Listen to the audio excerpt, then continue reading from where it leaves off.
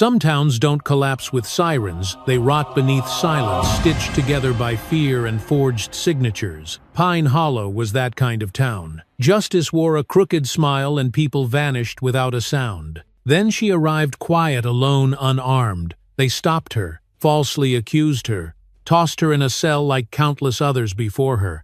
But they didn't check her ID, didn't see the federal badge, didn't realize the woman they tried to bury was a U.S. prosecutor trained to dismantle corruption. They thought they were silencing her, but they handed her the match, and the whole system. It was already dry, kindling. You're about to witness the fire they couldn't stop. Where are you watching from, and what time is it right now? Denise Walker didn't plan on stopping in Pine Hollow County. She hadn't even planned on leaving the interstate that afternoon, but the GPS rerouted her after a jackknifed semi blocked the main highway. She was just hours into what was supposed to be a quiet road trip, a rare moment of breath before stepping into the highest profile position of her career. The sun hung low over the desert hills, throwing long shadows across the blacktop as her old sedan hummed steadily beneath her hands.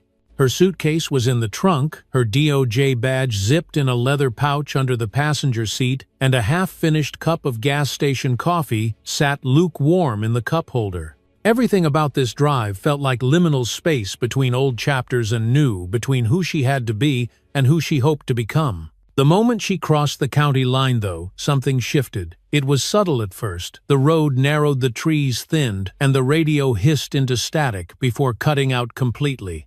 A billboard greeted her with faded letters peeling at the corners. "Welcome to Pine Hollow, God's country, our rules." She blinked, took her foot off the gas for a moment, then laughed quietly to herself. "Charming," she muttered, adjusting her sunglasses. But that little twinge at the base of her neck, that slight tightening in her chest, didn't go away. It was just supposed to be a stretch-your-legs kind of stop. She noticed the diner off a dusty pull-off road, its old neon sign sputtering over the words, "Sonny's Place, best pie in the state." The parking lot held only 3 trucks and a rusted-out patrol cruiser all caked in red dirt. Denise pulled in, carefully glancing at the gas gauge, half a tank left. Enough to keep going if she needed to. She checked her phone again. No signal. The dots on her map had frozen 5 miles back. A deep breath didn't help. Her hand lingered a second, longer than it should have, on the key in the ignition. Inside, the diner smelled of bacon, grease, and sour coffee left too long on the burner. Ceiling fans spun lazily overhead, doing little more than stirring up the heat. 3 men sat at the far counter in matching camo jackets, ball caps pulled, low eyes fixed on her. The second the bell above the door jingled. Their stare wasn't curious. It was the kind of silence that had weight to it, the kind that said you didn't belong, and they were ready to remind you if you forgot. Denise straightened her spine, let the door swing shut behind her, and walked toward a booth by the window. She didn't need to be told what this was. She'd been the first black girl in her AP class, the only black associate in a DC law firm for 5 years straight, and the youngest trial supervisor in her division. She knew the art of holding your head high without ever seeming like you were looking down on anyone. She knew how to be unthreatening but unshakable. And still, when the waitress came over, a white woman in her 60s with a smoker's voice and no name tag, Denise could feel the edge in her tone. "Coffee?" she asked flatly. Denise nodded once. "And just a BLT, please." The woman scribbled something on her pad that looked more like a doodle than an order and walked away without another word. Denise watched her go, then turned back toward the window. Her reflection looked tired, graying coils pinned in a low bun, deep lines at the corners of her eyes, the fitted navy blazer suddenly too formal for a place like this. She closed her eyes for a moment and tried to focus on the small things.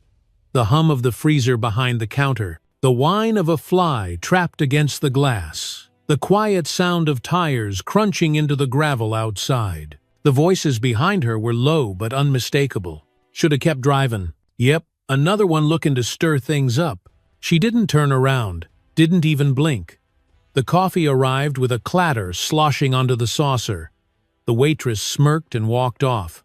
Denise reached for a napkin and dabbed her fingers clean, then folded her hands in her lap. She could feel her pulse rising, could feel the weight of her badge tucked beneath her coat, and reminded herself it wasn't time to play that card, not yet. When she stood to use the restroom, one of the men stood too. It wasn't coincidence. He stepped into her path tall and broad, with a beer belly stretching his shirt tight.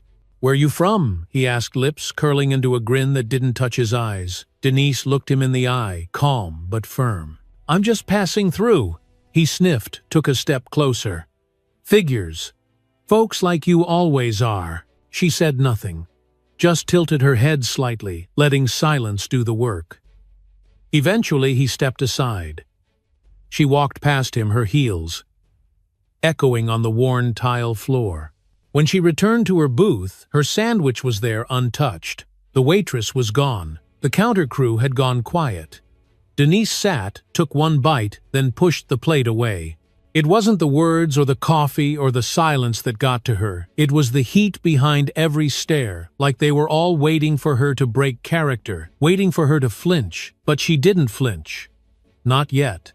What she didn't know, what none of them knew, was that by sunrise the next day, the name Denise Walker would no longer be just a stranger passing through. Pine Hollow would remember her, whether they liked it or not. The next morning, Denise Walker was pulled from her sleep by the jarring clang of a metal door and the gruff voice of a deputy telling her to get up and move. She hadn't slept much anyway. Her cot had been nothing more than a metal slab with a sheet that smelled faintly of bleach and something older, sadder, buried beneath the surface. Her back ached from the cold, and her wrists were still red from the too tight cuffs they'd used when they first brought her in the night before. She sat up slowly, blinking against the harsh fluorescent light overhead, and instinctively reached to smooth her blouse, only to remember they hadn't let her change. Her blazer was gone, and so was her phone. Her badge, she assumed, was still zipped inside the case under the passenger seat of her locked car, which they'd towed for investigation. The deputy waiting at the door was young, maybe late 20s, with sandy hair and a nervous look in his eyes, like he knew something wasn't right but didn't know what to do about it. He didn't meet her gaze when he handed her a paper cup of lukewarm water and gestured toward the hallway. "Judge wants to see you. Says no delay." His voice cracked slightly, and she almost asked his name, but something told her it wouldn't matter. So she nodded once and followed him, the soles of her shoes sticking slightly with each step against the scuffed linoleum floors. They led her down a narrow corridor that smelled faintly of mold and coffee gone bitter, past bulletin boards littered with outdated flyers and crooked photos of fishing tournaments and county fairs. Every door they passed was shut, every window shaded, as if the entire building was bracing for something it didn't want to acknowledge. Denise kept her chin level, her stride measured, but inside her thoughts moved like floodwater. She was being rushed through due process, with no phone call, no lawyer, no explanation. The paperwork they'd shoved at her last night was vague, something about disturbing the peace and possible assault. They hadn't mentioned a hearing, let alone one so soon, and the only explanation she could imagine was that someone wanted this buried before it had a chance to rise. The courtroom was smaller than she expected, more like a community rec room than a seat of justice. The walls were covered in faded wood paneling, the floor carpeted in a brown so dull it seemed to drain the light from the windows.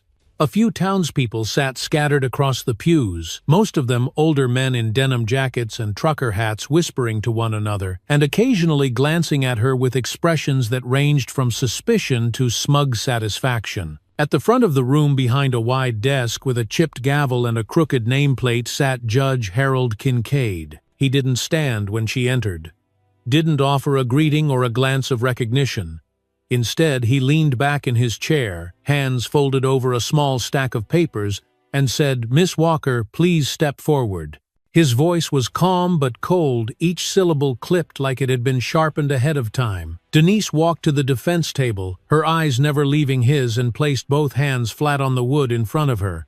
She didn't speak yet. She wanted to see how far they would take this theater before she interrupted it. Kincaid opened the folder and read from it like it was a grocery list. Disturbance of the peace, verbal assault, possible physical intimidation of a local business owner.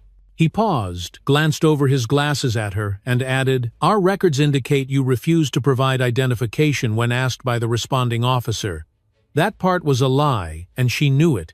She'd offered her driver's license, but the deputy had waved it off, saying, "Don't need that where you're going." Denise cleared her throat and replied steady but quiet. "Your Honor, I wasn't resisting arrest and I never raised my voice. I was burned by a waitress and followed to the bathroom by a man twice my size. I'd like to request an attorney." Kincaid barely blinked. "This isn't that kind of hearing, Miss Walker. This is a preliminary review. We're just determining if charges should be formally filed." He closed the folder and reached for his gavel. "You'll be held for 24 hours pending further review." Denise could feel the room tilting, not literally, but in the way that balance shifts before something topples. She straightened her back and took one breath. "I'm a federal prosecutor," she said clearly, letting each word land without apology.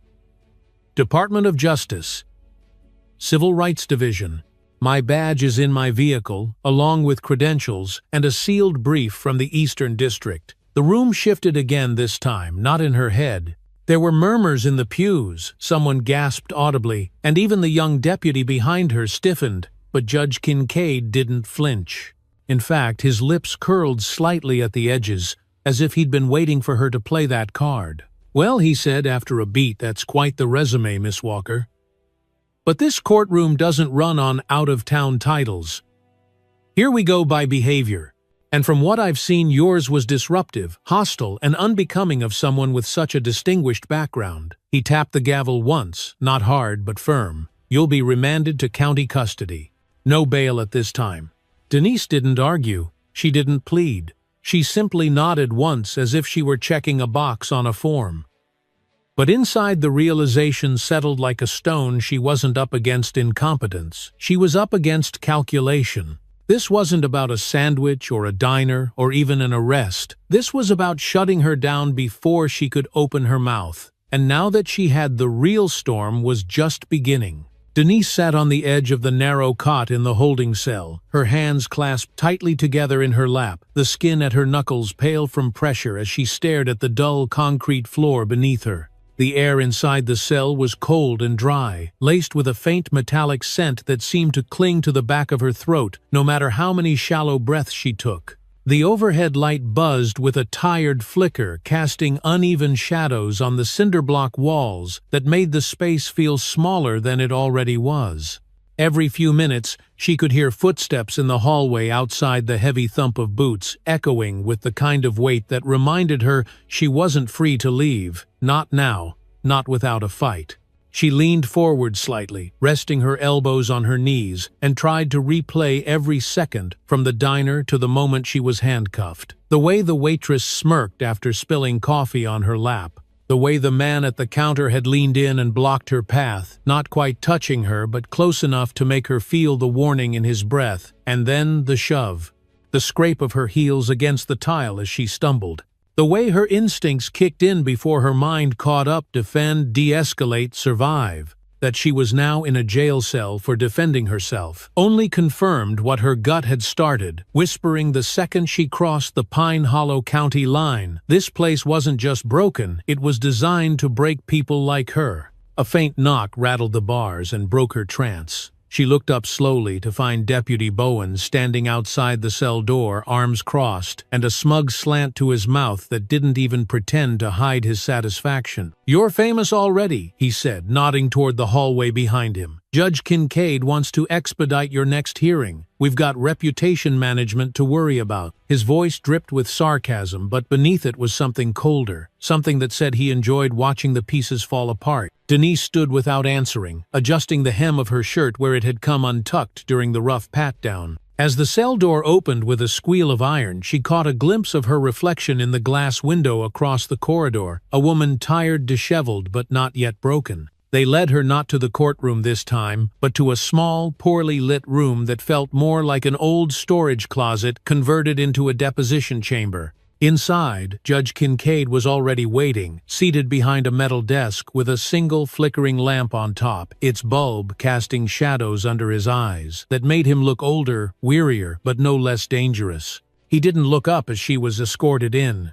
Instead, he flipped through a manila folder that seemed far too thin to justify his expression of deep concern. When Denise took her seat across from him, the silence stretched longer than it needed to. "You know," Kincaid finally said, his fingers still shuffling through the papers, "people like you tend to think your titles travel with you, that they protect you.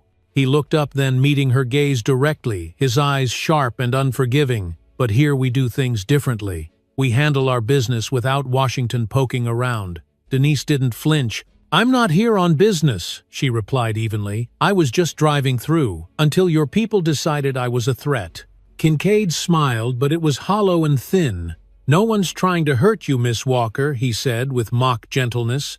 "But you came into my county, raised your voice, laid your hands on one of my constituents, and now you expect us to roll out the red carpet because you carry a federal badge." She watched him carefully, taking in every word, every tick of his jaw. This wasn't about justice or even discipline. It was about power, and she was a reminder of the one thing he couldn't control. "I don't expect a red carpet," she said, voice low, but steady. "Just the law, the real law." Kincaid chuckled, then closed the folder and slid it aside. "Well, Miss Walker, let me explain something to you plainly. Around here, the law is what I say it is, and right now I say you're a liability. So you're going to stay right where you are until we figure out what to do with you. That's not a threat, that's protocol." Denise felt her jaw tighten, her heartbeat slow to a dull roar behind her ears. She didn't bother responding.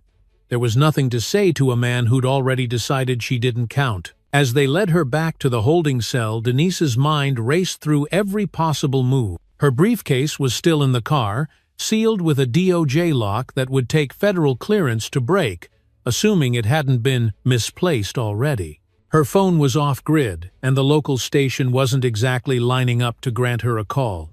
Her only shot would be to make noise, not in the courtroom but outside it. She needed a lifeline, someone who knew where she'd gone, someone who could start asking the right questions in the places where Kincaid's name didn't carry so much weight. Back in the cell, she sat again, slower this time, and leaned her head back against the wall. The cold seeped into her spine, but she welcomed it. It helped her think. Sam. If Sam had noticed she'd gone dark, she would have already been trying to trace her. They'd worked together long enough to understand the code, the fallback plan, the need to disappear loudly if necessary. Denise closed her eyes and focused on that thread of hope, however thin it felt in that moment. "You're going to have to work fast," she whispered under her breath to no one but herself, "because they're not wasting time here." Outside the cell, Bowen passed again, whistling low, tuneless, like a man who thought the storm had already passed. But inside that cell, the storm was still gathering quiet, calculating and ready to burn through the silence. By the third day, Denise Walker had memorized every crack in the cinder block walls, every flicker of that failing light overhead, every pattern in the dull gray speckles of the concrete floor beneath her. The silence inside that holding cell wasn't peaceful. It was the kind that hummed just beneath the skin, vibrating with questions no one was answering, and time no one was counting. Her watch had been taken. Her phone was gone. The small window high above her bunk let in nothing but a sliver of sky, and even that was too far to touch. She had no sense of morning or night anymore, only the rhythm of footsteps in the corridor and the scraping of meal trays through the slot in the door that passed for hospitality in Pine Hollow County Jail. She tried to keep her mind sharp by replaying courtroom statutes in her head, running through the 4th and 14th Amendments like mantras, not because she expected to recite them, but because they were the last structure she could control. She counted every misstep of due process, denied counsel, no phone call, a judge with open contempt, and knew that what was happening to her wasn't just unlawful, it was calculated. She was being held in the dark, both figuratively and literally, while whatever was happening outside that jailhouse continued without scrutiny. It was sometime between the second tray of cold grits and the next round of locked silence when she heard a softer sound, something more hesitant, footsteps that didn't carry the usual thud of steel-toed confidence. When the viewing slot scraped open, it wasn't Deputy Bowen's sneer or one of the local boys with dead eyes. It was a kid barely older than a college freshman, lean-framed and flushed with nerves, wearing a badge that looked too big for his chest and eyes that darted between fear and conscience. He hesitated, his fingers gripping the edge of the metal frame. "Ma'am," he said quietly, almost like it hurt to speak. "You need anything." His voice cracked, and it wasn't just the nerves, it was guilt. Denise stood slowly, keeping her hands visible, palms open, her voice calm but clear. "Yes," she said. I need to call my colleague. It's a legal right, and I've been denied it 3 days straight." He didn't respond right away, just looked at her like he wanted to say something more but didn't have the words. Then, without warning, he reached into his vest pocket and pulled out a phone, a battered old burner with a cracked screen, the kind used by kids trying to stay off the grid. He didn't speak as he slid it through the slot. His hands trembled slightly. "Don't tell anyone I gave this to you," he whispered. "They've been blocking everything. Signals. Records. Even your intake paperwork disappeared off the system yesterday." Denise stared at him, the weight of what he said settling deep in her chest. "What's your name?" she asked. He paused, then shook his head. "Doesn't matter. Just call fast." And then he was gone, footsteps retreating down the hallway like the moment had never happened. Denise turned toward the farthest corner of the cell, crouched low behind the bench, and powered the phone on. No bars. No Wi-Fi. Just a faint blinking battery and a background screen that hadn't been changed in years. She entered the number from memory, Sam Lynn's direct line, and waited, the phone pressed against her ear as her pulse beat loud in her throat. 1 ring. 2. Then the line connected with a soft click and a voice she hadn't realized she'd missed until now. Denise Sam's tone was sharp, urgent, already halfway between panic and relief. "Where the hell are you? Your GPS vanished outside of Pine Hollow 2 days ago. I've been calling local stations, hospitals, hotels, nothing." Denise's voice was low, measured, but laced with exhaustion. "They've got me in holding. No official charges, no access to legal counsel. Judge Kincaid is sitting on a mountain of procedural violations, and I think it's more than personal." Sam swore under her breath, fingers clearly flying across a keyboard on the other end. "Is this line secure?" Denise glanced at the screen. "Barely. Burner phone from a scared kid with a badge. They're jamming the tower near the county line." There was a pause. Then Sam's voice dropped into that clipped, tactical tone she only used when things were worse than they appeared. "You're not just detained, D. You've been ghosted. I just checked DOJ logs. No report of your arrest, no booking info, nothing in the local docket. That judge is erasing you." Denise closed her eyes, the weight of those words landing like a stone. "I thought as much. But it's not just the judge. I think the sheriff's office is in on it too. There's a chain of command here that doesn't stop with bad coffee and petty charges." Sam took a breath, slow and deliberate. "Okay, listen carefully. I'm coming. I'm in Amarillo now, but I'll be in Pine Hollow before nightfall. In the meantime, send me anything you can. Names, times, descriptions. We'll build the case from the outside in." Denise looked at the dwindling battery icon, then said quietly, "This place is a cage, Sam, but it's also a cover. They're hiding something bigger." Before Sam could reply, the screen flickered, signal stuttering, battery warning, blinking red. "Get ready," Sam said. "If I'm right, the DOJ is going to rain hell on that courthouse.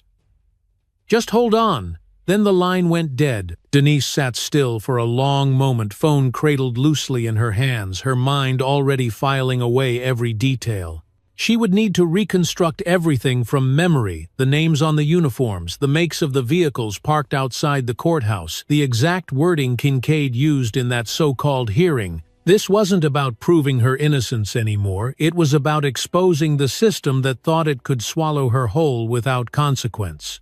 She powered off the phone, wrapped it in a sock, and wedged it behind a loose brick near the floor.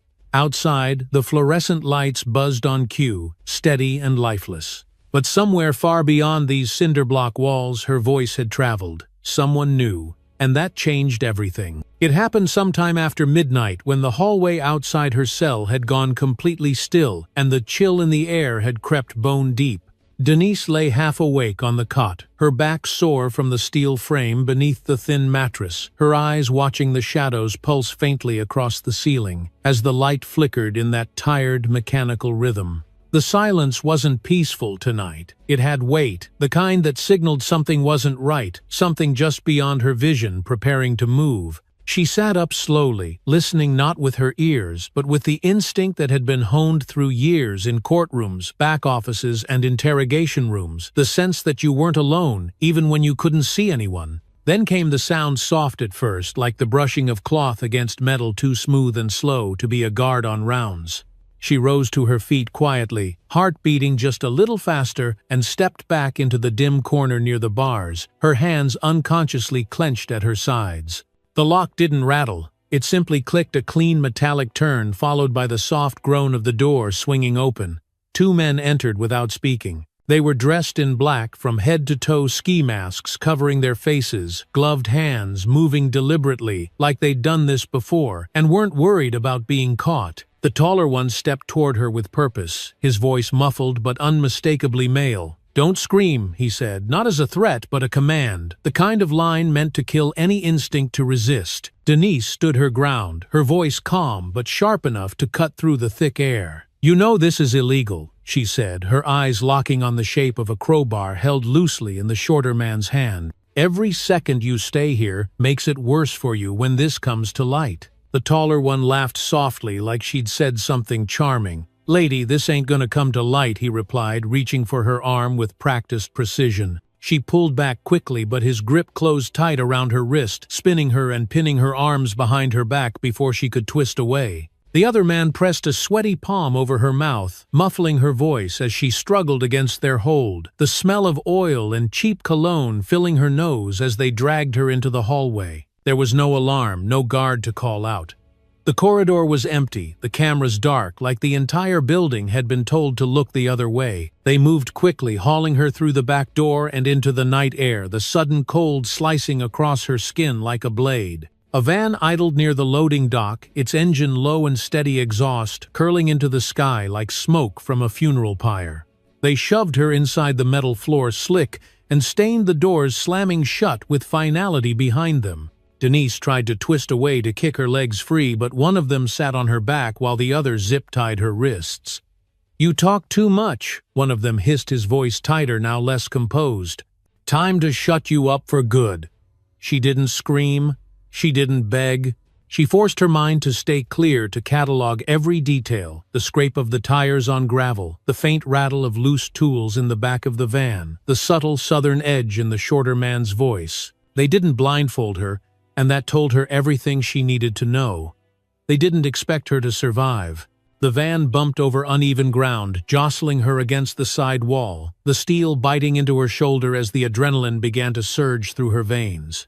She counted every turn, every change in pitch from the engine, mentally mapping their path through the night. After what felt like 20 minutes, they stopped. The door opened to nothing but darkness and dry wind. One of them grabbed her ankles, yanked her down onto the dirt, and dragged her several yards into the desert. Her knees scraped against the ground, but she didn't cry out. They dumped her beside a low, rusted-out drainage ditch, barely visible in the moonlight. One of them pulled something from his coat duct tape already unspooling and knelt beside her. "Last chance," he muttered, yanking her upright by the collar. "You drop your story, disappear, and maybe you get to breathe a little longer." Denise stared at him through the dark, her breath steady despite the pain slicing through her arms. "I'm not the one who needs to disappear," she said evenly. "You are." He didn't like that. His fist landed fast across her jaw, sharp and mean, splitting the inside of her lip. Her head snapped to the side, but she didn't fall. Blood filled her mouth, warm and bitter. She turned her face slowly back toward him, blinking through the sting. That hesitation cost him. With a sudden twist of her hips, she threw her weight backwards, slamming into the man behind her. The shorter one stumbled, and in that blink of confusion, she kicked her foot up and caught the taller one in the shin. The blow wasn't hard, but it was enough. They hadn't secured her legs. She rolled, twisted, and drove her heel into the taller man's knee with everything she had left. He collapsed with a grunt, and she scrambled to her feet, zip-tied hands swinging uselessly in front of her body, aching from every angle. The van was behind her. Ahead lay only desert. No light, no road. Just a thin line of horizon and the faint glimmer of stars. She ran. The wind howled in her ears as shouts erupted behind her, commands, curses, threats, but she didn't look back. Every step felt like fire in her lungs, her thighs screaming, her jaw throbbing with every beat of her pulse. A single thought repeated in her mind like a drum: keep moving, keep moving, keep moving. Somewhere in the distance, she saw a shimmer. Faint, orange, neon, a gas station flickering at the edge of night like salvation. She stumbled toward it, boots kicking up dust, arms still bound, mouth still bleeding, but her eyes locked on that one pinprick of hope. They had tried to bury her in silence. Now she was running straight into the noise. By the time Denise stumbled through the flickering glass doors of the gas station, her breath was shallow, her ribs aching with each inhale and her arms raw from the plastic ties. She'd finally managed to shred against a rusted piece of metal behind the dumpster. The floor inside was sticky beneath her boots, smelling of burnt coffee and dust, and the overhead lights buzzed like dying insects, casting a sickly orange glow that made everything feel surreal. The young clerk behind the counter didn't look up at first, lost in a cracked cell phone screen and a bag of corn chips, but when he finally noticed her bloody face and torn clothes, his eyes widened and his jaw dropped just slightly, like he'd seen something his brain hadn't yet found the words to name. Denise held up a trembling hand before he could speak, her voice hoarse but calm. "I don't want trouble. I just need the payphone."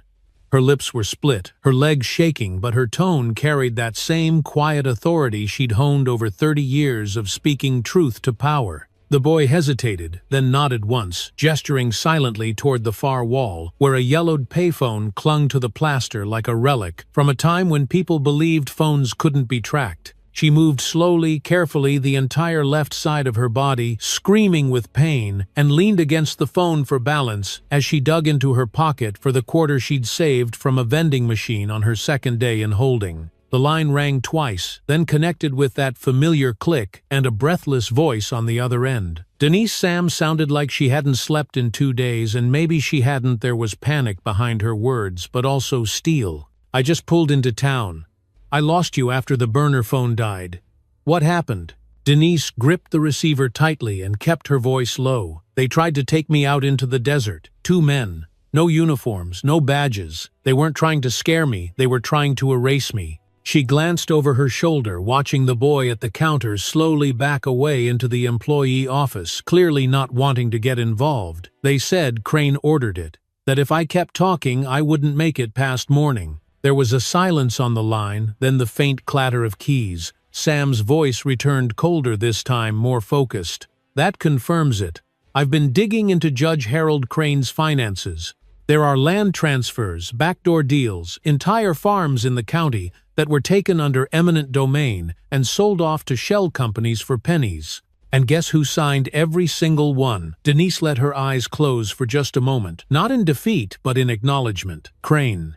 Sam exhaled hard, as though saying his name aloud made the corruption more real. "He's not just covering for his deputies, he's running a business built on stolen property and silenced witnesses. And he's scared because you didn't stay silent." Denise opened her eyes again, steadied her breath, and said, "It's not just about me anymore. It's about everyone they've steamrolled and buried under paperwork and false arrests. If this place is a machine, I've seen the gears now, and they've got names." She lowered her voice even further. "I need you to find out what they're hiding in the courthouse basement. I heard one of the men mention a locked room, old records deeds, probably sealed by the judge himself." "Already on it," Sam replied, her voice sharpened into resolve. "I've got a USB full of preliminary files. If we can get something from that basement, we can trigger a federal review." Then softer, "Are you okay?" Denise didn't answer right away. Her reflection in the smudged payphone glass showed a woman who looked like she'd walked out of war. Her face was bruised hair, half-undone shirt torn along the shoulder where she'd twisted free from the van.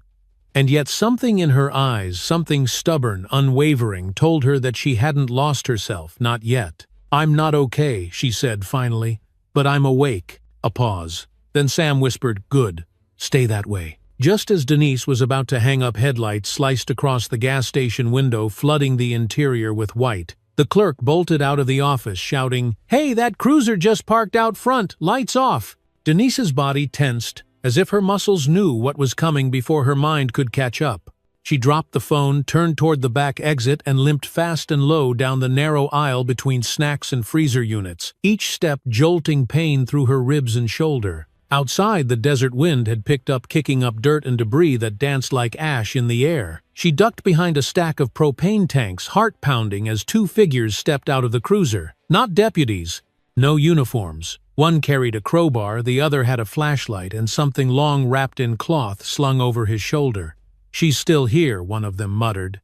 and Denise heard the metallic clink of a weapon being drawn. She slipped deeper into the alley behind the station boots, crunching over broken glass, her eyes scanning for cover. The old delivery shed sat 20 yards away, door barely hanging on its hinges. She darted toward it, praying the hinges wouldn't betray her with a screech, and slid inside just as a flashlight beam swept past the spot where she'd been standing. Inside it smelled like rust and oil, and the only light came from a sliver of moon through the cracked ceiling. Denise crouched low behind an overturned shelving unit, her breath shallow, her hand clutching a broken broom handle like it was something more. Footsteps approached, slow and deliberate, crunching across gravel as if savoring the hunt. Then she heard them pause. "She's in there," one said. Denise gritted her teeth and braced herself. She wasn't ready to die in a place like this, not before the world knew exactly what Pine Hollow had tried to bury. The shed was silent now, except for the wind seeping through the broken slats in the walls, carrying with it the dry scent of dust and rust and desert sweat. Denise crouched behind the old shelving unit, her breath low and tight in her chest, every muscle in her legs burning from stillness as the footsteps outside grew fainter and more uncertain. She clutched the broken broom handle tighter in her right hand, her knuckles white, not because it would stop a bullet, but because it was the only thing she had. In the narrow beam of moonlight cutting through the cracked ceiling, her own shadow danced across the floor like a warning she couldn't ignore. She stayed low and still until she could no longer hear their voices, until even the cruiser's engine had faded into the distance before letting herself breathe fully again. Crawling out from behind the shelf, she rose slowly, every joint in her body protesting with pain, and staggered toward the back of the shed, where a warped service door leaned half off its hinges. Her legs shook beneath her, but she knew she had no choice but to move. Staying still in Pine Hollow meant disappearing, and she wasn't ready to be erased. She stepped out into the dark and kept to the alleyways, the uneven rhythm of her steps echoing faintly between dumpsters and sagging fences. The neon lights of the gas station behind her glowed like an afterimage burned into memory, flickering as though they too were trying to disappear. She didn't stop walking until she reached a dirt service road that twisted behind a cluster of low industrial buildings, their windows boarded, their parking lots empty. Then she dropped to a crouch behind an overturned recycling bin, pulled out the burner phone she'd hidden earlier, and dialed the only number she trusted. Sam answered on the first ring, her voice low and fierce. "Tell me where you are." Denise's lips were cracked, her voice hoarse, but it came out steady. "Southeast of the station, maybe a mile out. I lost them for now."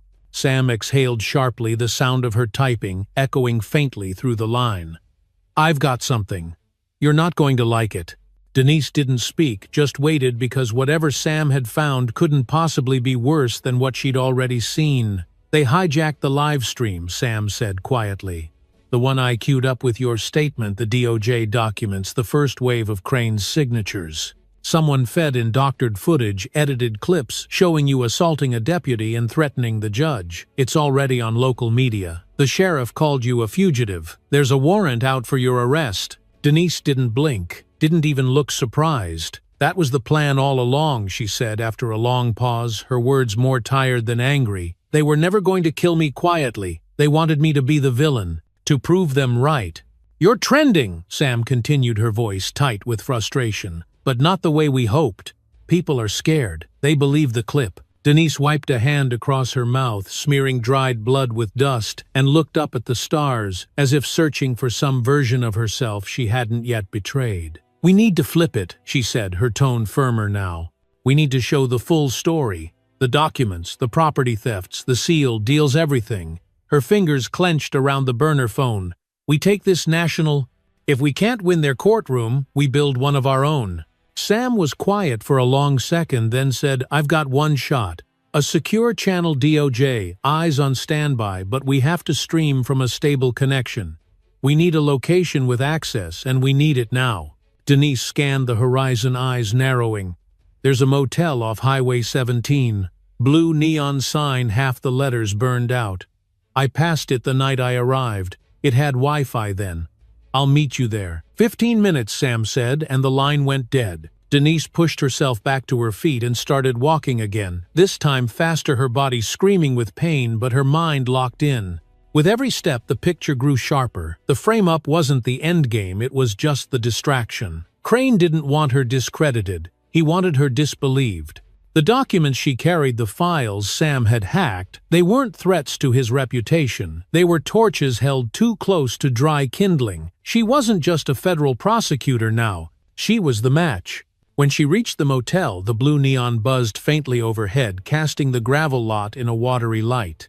The front desk clerk didn't ask questions when she dropped a 50 on the counter, just slid her a key with a bored expression and pointed toward a stairwell. She climbed slowly, her limbs shaking, and let herself into a second-floor room that smelled of mildew and air freshener, then locked the door behind her and waited. Sam arrived 5 minutes later, breathless and focused, carrying a military-grade laptop and a folder thick with printed documents. "We go live now," she said, spreading everything out across the motel table. "Once it's out, they can't take it back."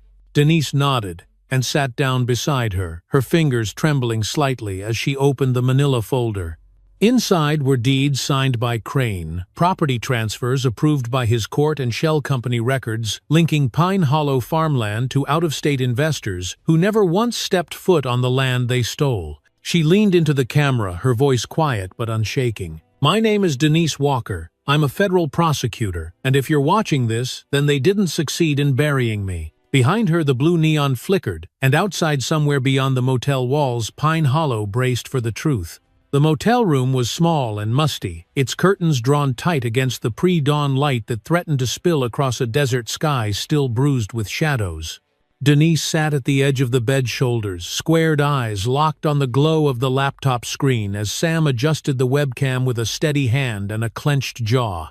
The silence between them wasn't tense, it was heavy-weighted, with the kind of understanding that doesn't need to be spoken aloud. The truth was loaded, ready to be released into a world that might not be prepared to hear it, but silence had already done too much damage in Pine Hollow. The live stream went up at 6:08 a.m., just as the sun cracked open over the horizon, bleeding gold through a torn sky.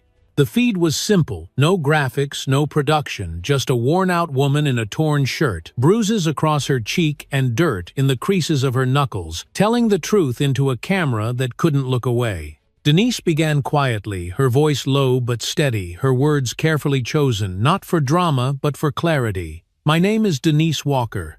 I am a federal prosecutor for the Department of Justice.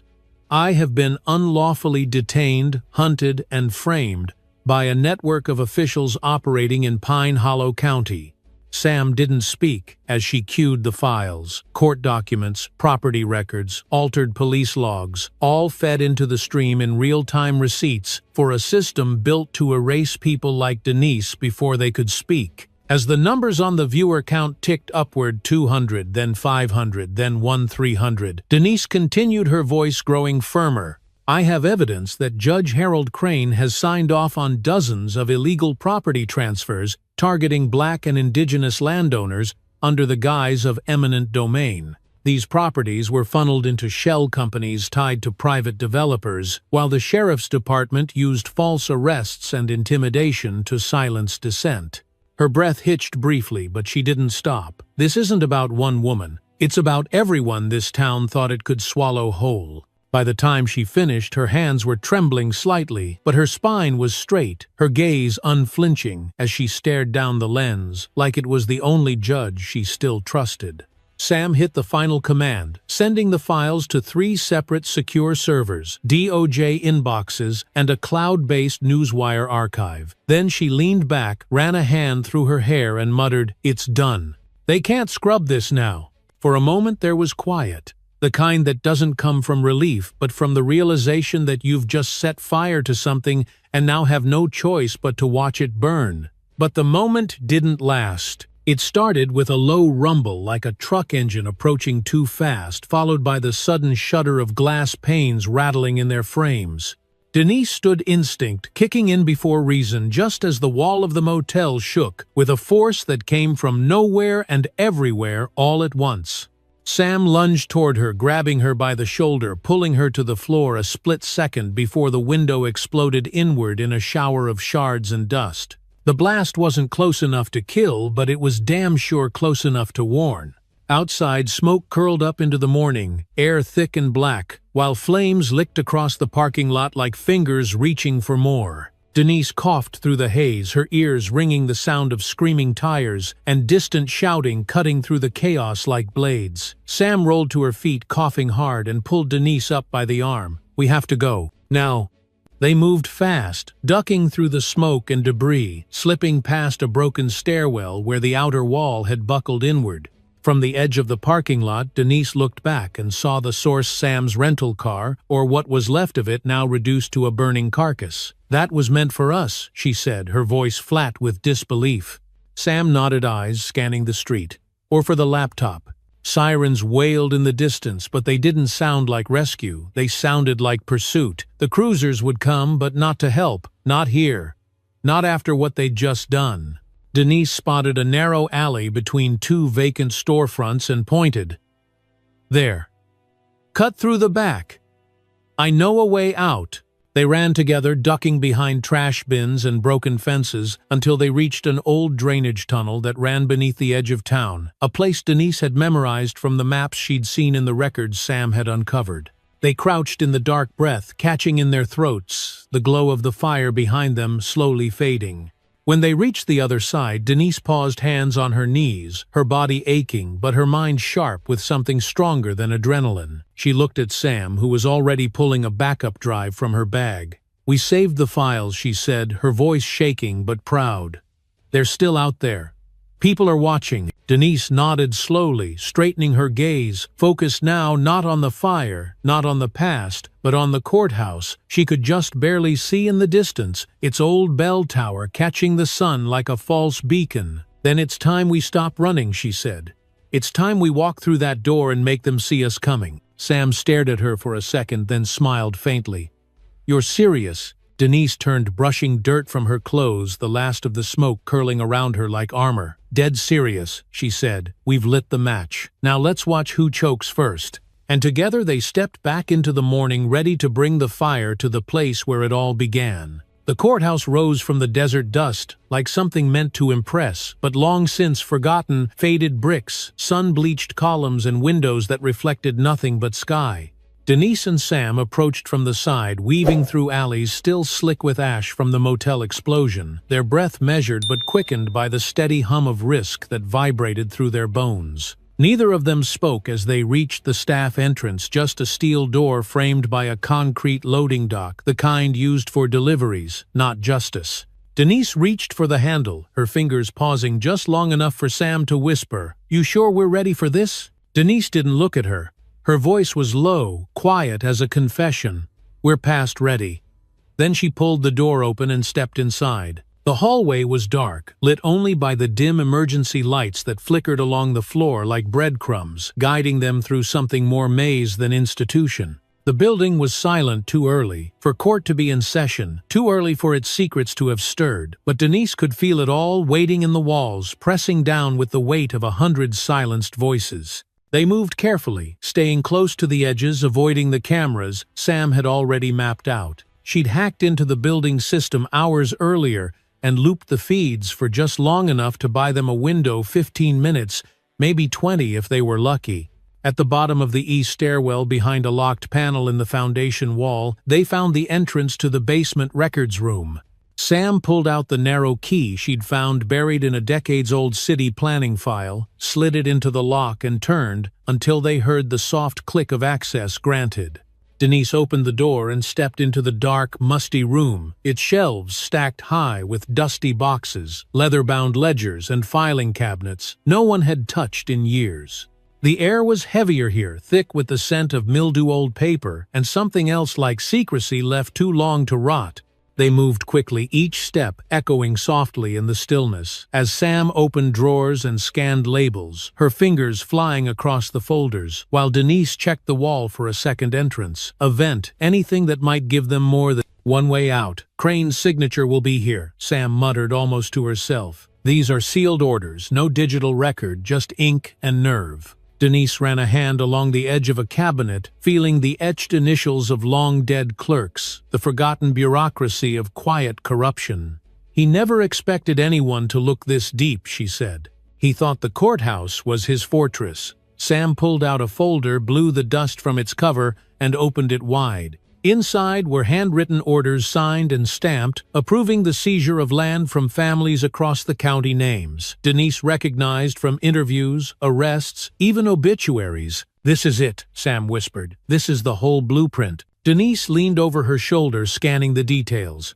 There were diagrams, coordinates, notations that read like instructions for theft: unoccupied, push order through, use Bowen if needed. The deputy's name scribbled in margin notes like a tool, not a person. Denise's mouth tightened as she grabbed a portable scanner from Sam's bag and started uploading the documents to the backup cloud. "You hear that?" Sam asked, suddenly pausing mid-swipe, her eyes fixed on the vent shaft above them. Denise froze, listening. A metallic echo, not from them. Footsteps. Heavy. Unhurried. Coming closer. "Time's up," Denise said, reaching for the flash drive. Sam shut the folder, yanked the drive free, and stuffed it into her pocket. "Back door." Denise nodded, gesturing toward the shadowed corridor that led deeper into the sub-basement where the maintenance crew used to store cleaning supplies.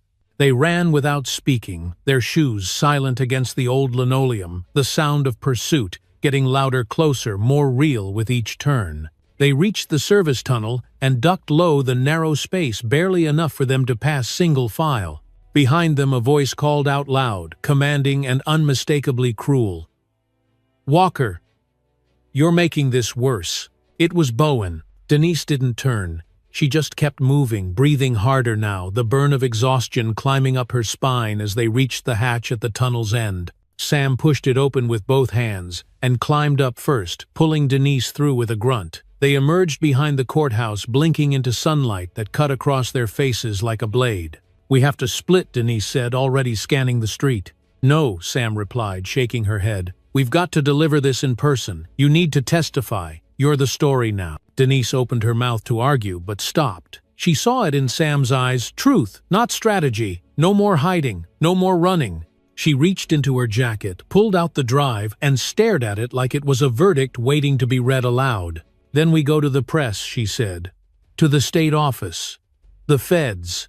We go where he can't pull the strings."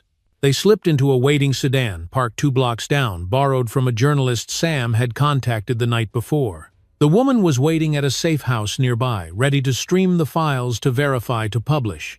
Denise slid into the back seat and looked out the window as the courthouse grew smaller behind them, its bricks crumbling under the weight of what they'd just taken. As they drove away, sirens wailed in the distance, not coming for them, not this time, but chasing a truth too loud to ignore. And somewhere inside her, Denise knew this was the beginning of the end.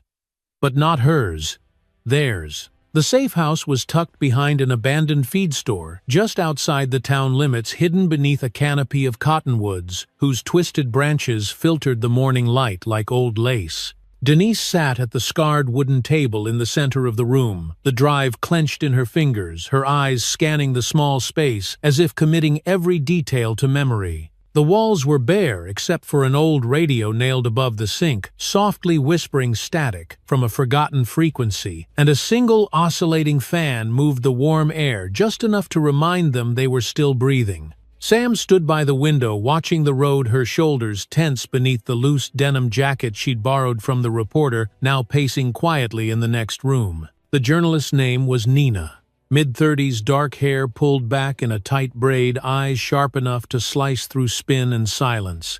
She'd been tipped off by Sam 2 days earlier, and when she saw the first round of live-streamed footage, she'd driven through the night to meet them. Now she was syncing the final upload, the sealed orders from the courthouse basement, the signatures from Judge Crane, the mapped transactions, and forged affidavits that painted Pine Hollow as a machine designed not for justice, but for quiet theft. Denise exhaled slowly, finally sliding the drive across the table. "This is everything," she said.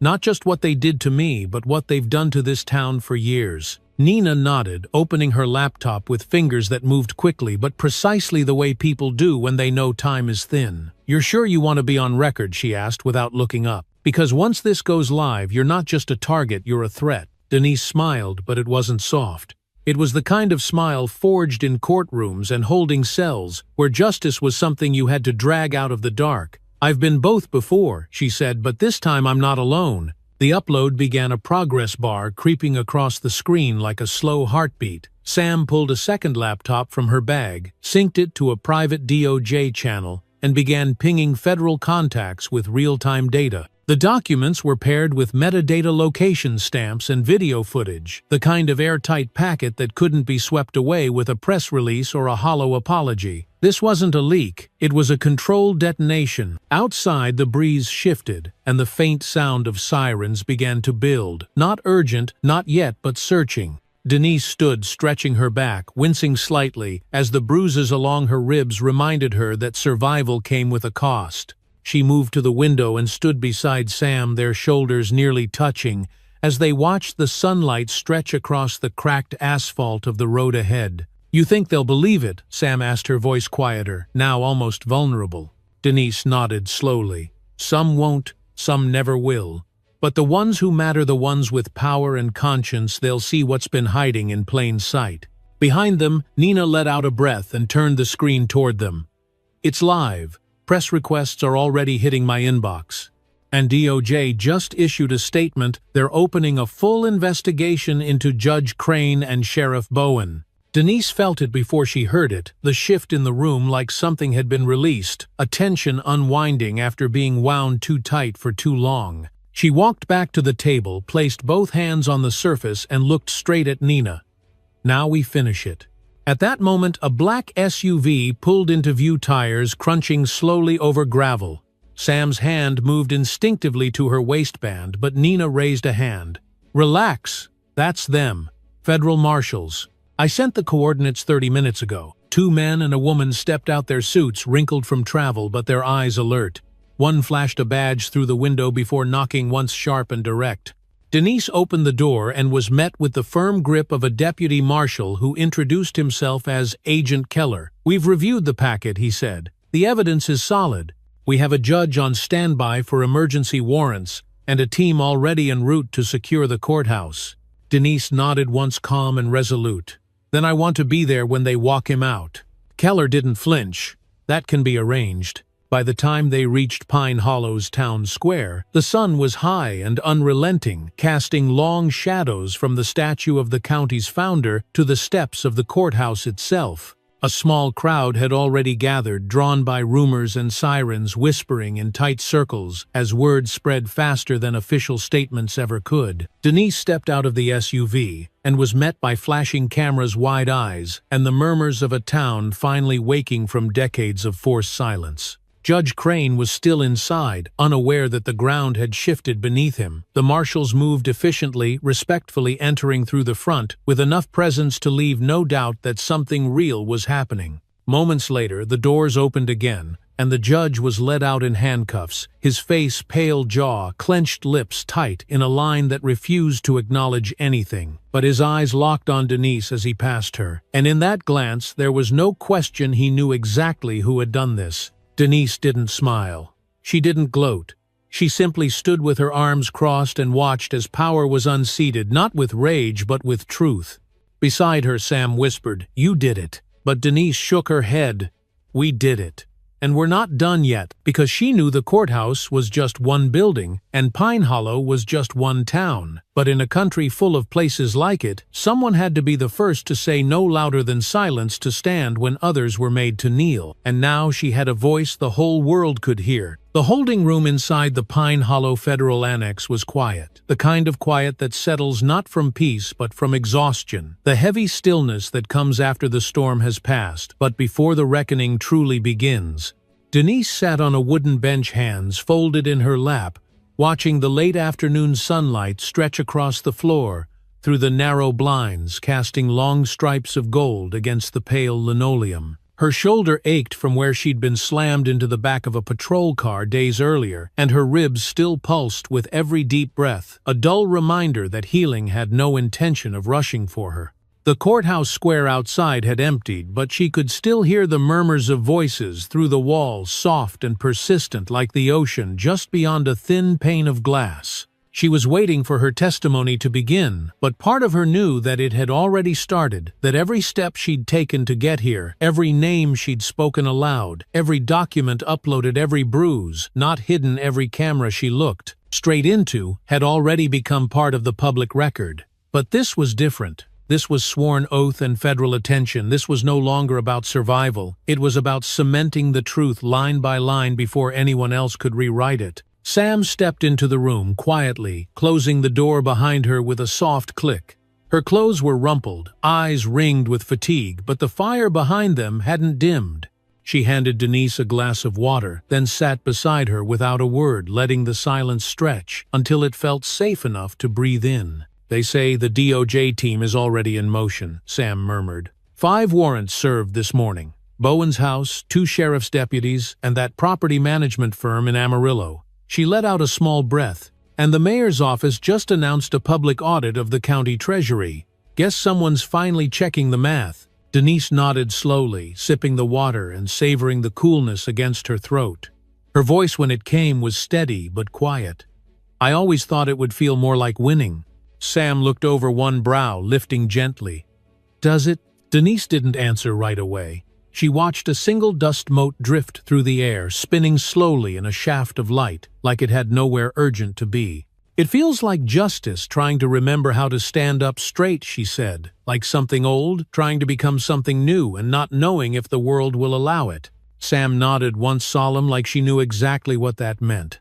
When the marshal opened the door to escort them to the hearing room, Denise stood first, her back tall. Despite the pain, her chin lifted, not out of pride, but out of a refusal to lower it for anyone else ever again. The hallway smelled of old paper and floor wax, and every step of her boots against the tile echoed with a steadiness that no longer surprised her. She wasn't walking in as a witness to her own story. She was walking in as someone prepared to speak for everyone. Pine Hollow had tried to silence. Inside, the courtroom was brighter than it had been the last time she stood here, though maybe it was just her that had changed. A new federal judge sat behind the bench, flanked by agents and legal aides, while members of the media and DOJ observers lined the rear gallery in respectful silence. Judge Evelyn Hart, known for her unshakable presence and clean record, looked over her glasses and gestured to the witness stand. Denise took her seat and adjusted the microphone with calm fingers. She looked out over the room, not searching for approval but anchoring herself in the reality of what this moment meant. Her opening words were not dramatic or rehearsed. They were simple, quiet, and devastatingly clear.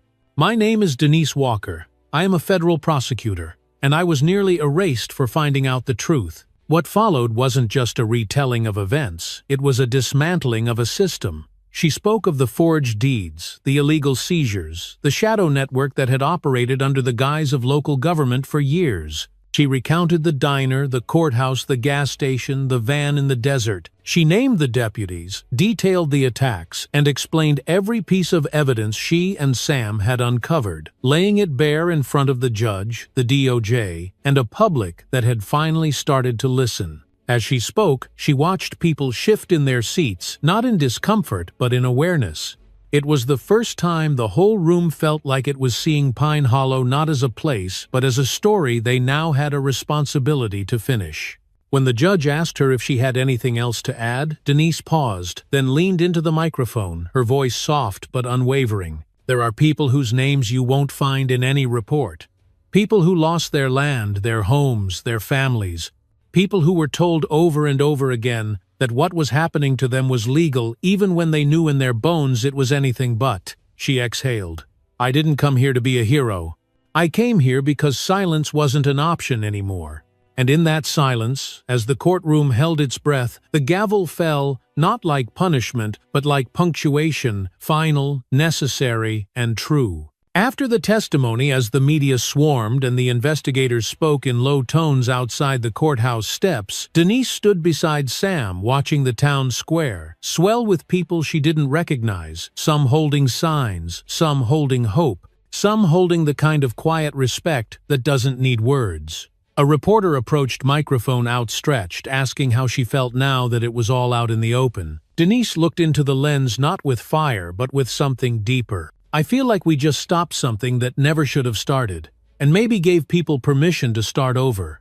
Then she turned away, not to escape the spotlight, but to remind it that it wasn't hers to keep. It belonged to all the stories still waiting to be told. The morning after her testimony, Denise stood at the edge of the motel balcony arms, resting on the rusted railing, watching the sun rise over the dusty horizon, like it was something holy and hard-earned. The air was dry, tinged with smoke from somewhere far off, and the sky glowed a bruised orange that bled into pale blue the way skies do after long nights that almost broke you. Below her, Pine Hollow was quiet for once, not silent, but quiet, in a way that felt like something was holding its breath, waiting to see what would come next. Now that the truth had been cracked open and poured into every crack and crevice, this place once used to hide its shame. She could still hear the echoes of the day before gavel strikes camera shutters, the quiet weight of her own voice speaking aloud, things that had nearly killed her to carry. Her body ached in a way no medicine could really fix, not just from the bruises and broken skin, but from the months of holding tension in her chest, like a second set of lungs. Behind her, Sam was packing the last of their things, folding up files and cables with a practiced urgency that came not from fear but from resolve, like someone who'd stopped waiting for permission and started moving toward justice on her own terms. When Sam stepped out and handed her a coffee, their eyes met with a look that didn't need words. The kind of look shared between people who had seen each other through hell and come out on the other side, not whole but still standing. "News just broke," Sam said quietly, sipping from her own cup. "The feds raided Crane's private ranch. Found a locked archive thumb, drives money trails, everything we suspected." She hesitated, then added, "He tried to burn half of it before they broke the door down." Denise nodded slowly, not surprised but still unsettled. That man was ready to torch the whole system if it meant hiding what he'd done. Sam looked out toward the town, her voice more thoughtful now. "But it's not just him anymore. There's a list, more names. People in 3 other counties tied to the same shell corporations. This thing runs deep, D." "I know," Denise said, her voice low but firm. "And we've only just hit the first layer." Inside her phone buzzed once, then twice. A text from a DOJ contact, federal indictment approved. Crane and Bowen facing multiple life sentences, national task force to follow. It should have felt like victory, and maybe it did somewhere deep down. But what it felt like more than anything was a kind of stillness, like she'd stopped swimming upstream just long enough to notice how far the current really ran. They checked out without fanfare, the clerk barely glancing up from his crossword puzzle, the parking lot already baking under the rising sun. As they pulled out onto the main road, Denise looked back one last time at the town that had nearly ended her. Not to mourn it and not to curse it, but to remember it exactly as it was so she could help ensure no other place could become what Pine Hollow had become. The drive out was quiet for the first half hour, both of them lost in their own thoughts, the engine humming steady beneath them. But when they crossed the county line, Denise spoke again, not to Sam, but to the space between them. "I got a note this morning," she said, pulling it from her pocket and unfolding it slowly. Sam glanced over, brows furrowed. "From who?" Denise's eyes didn't leave the road. It didn't say. Just a single sentence. She handed it to Sam without another word. Sam read it aloud, her voice almost disbelieving. "You may have exposed the judge, but the king is still watching." They sat with it in silence, the weight of those words pressing into the quiet like a thumb against a bruise. Sam finally spoke, her voice laced with fire. "Then we keep going. We don't stop just because the light caught one monster's face." Denise smiled faintly, her hands steady on the wheel. "Number. We don't stop. We get smarter, louder, harder to erase." As the road curved through the hills and disappeared into open sky, Denise felt something shift, not an ending, but the opening of a new chapter, one written in the ink of survival and lit by the slow-burning flame of accountability. She wasn't going back to her office, not yet. There were other names, other counties, other systems rotting quietly beneath polite smiles and legal documents. And she was going to find them all. By the time they hit the interstate, Sam had pulled out her laptop again, cross-referencing names from the ranch raid with campaign donations, zoning maps, and sealed court records. Denise drove with one eye on the rearview mirror, not out of fear but out of habit, because once they came for you, you never forgot how fast the quiet could turn violent. But there was no siren this time, no van, no masked men waiting at the next gas station. There was just the road, and the fire they had started still burning behind them, no longer contained, no longer hidden. Before the sun reached its peak, Denise made a call to Washington not to report in but to request reassignment. Not back to D.C., not to any office with elevators and espresso machines, but to the field. She wanted every case file tied to rural corruption, every cold lead that smelled like intimidation and land theft. She wanted the list Crane was part of, and the ones who had never needed to get their hands dirty because they had others to do it for them. "Send it all," she told the director's aide. "No filters, no politics. I want everything. No one else wants to touch." When she hung up, Sam looked over and said simply, "So what now?" Denise met her gaze with something clearer than anger, deeper than pain. "Now," she said, "we go hunting." And in that moment, with the wind sliding across the windshield, and the road unwinding like a ribbon of truth before them, it was clear the system had tried to silence the wrong woman. And the woman it tried to erase had become something it couldn't outrun. Not now, not ever. What Denise Walker's story teaches us is something many of us already know in our bones: when systems fail, it's not always loud. Sometimes it's quiet, methodical, buried under paperwork and polite smiles. But silence doesn't mean safety. Injustice thrives in silence, and the moment someone dares to speak, truly speak, they don't just defend themselves, they give voice to others who've been buried beneath the weight of fear, loss, and forgotten names. For those of us watching, especially those in our later years who've lived through decades of promises and disappointments, this story reminds us we're never too old to see clearly, to demand better, or to stand alongside those who refused to bow down. We carry the wisdom of experience, the power of memory, and the responsibility to ensure the next generation inherits something stronger than survival. They inherit courage. So if this story moved you, if it reminded you of something you've witnessed, lived through, or quietly carried, don't let it sit. Share it, pass it on, talk about it. Because stories like this don't just belong to one woman, they belong to all of us. And if you believe in truth, in accountability, and in the strength of one voice backed by many, then please like this video, share it with someone who needs to hear it, and subscribe for more stories that speak to justice, resilience, and the fight that never ends no matter your age. Because we're not done yet, and neither are you.